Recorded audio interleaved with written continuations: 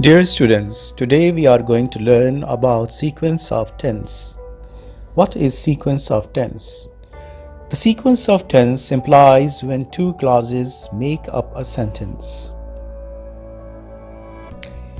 The tense of a verb in the subordinate clause changes in accordance with the tense of the verb in the main clause. For example, I went to the restaurant as I am hungry. Is it correct? No, it's incorrect. Now, example 2. I went to the restaurant as I will be hungry. Is it correct? No. Still, it's wrong. So, what's the correct answer? The correct answer is I went to the restaurant as I was hungry. So, we need to determine the tense of the principal clause and modify the tense of subordinate clause accordingly, as there should be a relative coherence of time. If there is no coherence of time in the two clauses, then the sentence will be incorrect. To maintain the sequence of tense, we should maintain some rules. These rules are dictated by logic. An action in the future obviously can't happen before an action in the past. In writing, it's a matter of looking at your clauses and sentences and determining when each action is happening relative to everything else.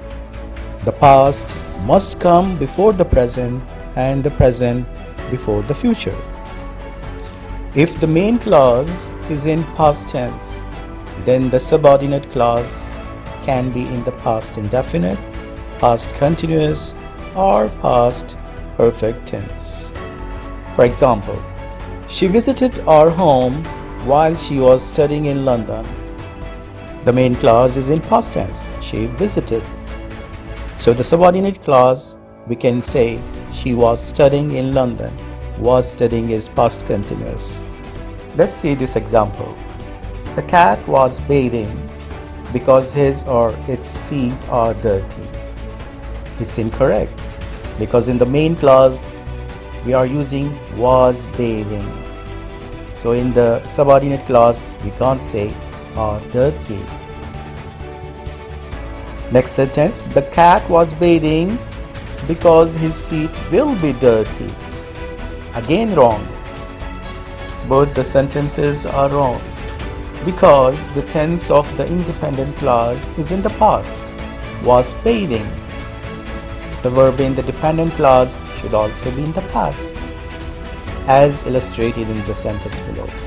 The cat was bathing because his feet were dirty.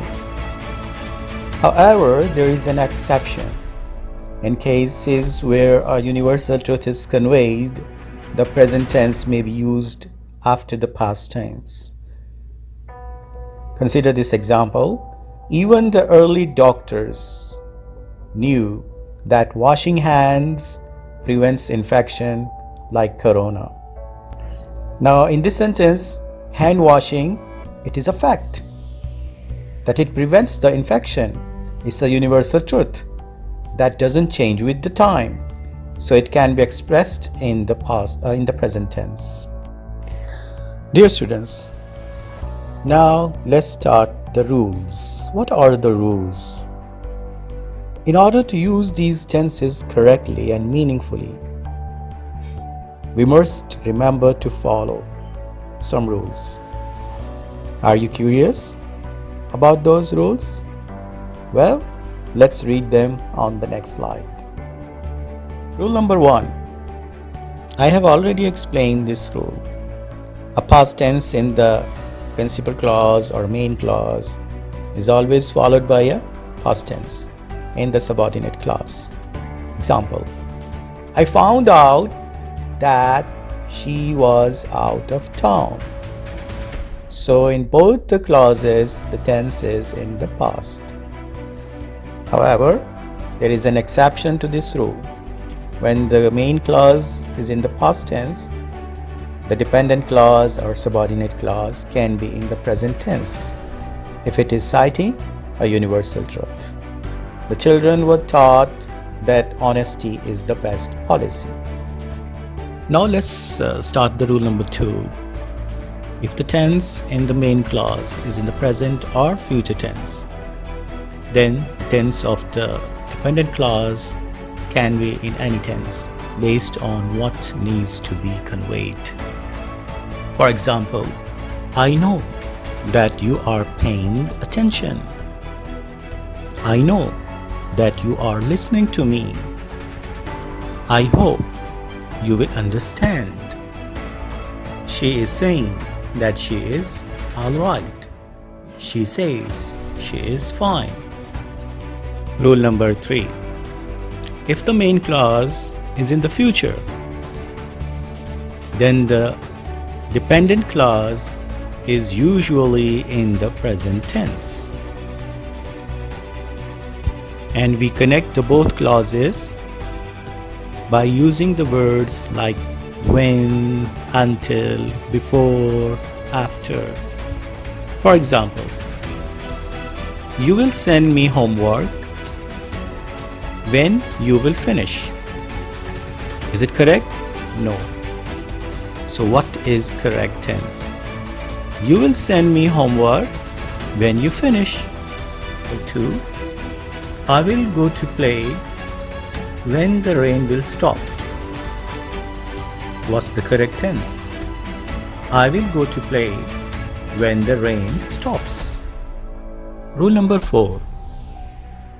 Note that when the main clause is introduced by the conjunction of purpose, the following rules are observed. We use may, M-A-Y, in the subordinate clause when the main clause is in the present tense, and we use might, M-I-G-H-T, in the subordinate clause when the main clause is in the past tense. For example, I study that I may pass. I will study that I may pass. I studied that I might pass. We eat that we may live. He ate that he might not die. Rule number 5. Expressions such as if only, it is time, wish that, what if, are usually followed by past tense. For example, I wish I was a bit taller. It is time we started working. He talks as if he knew everything. I wish I could eat another ice cream.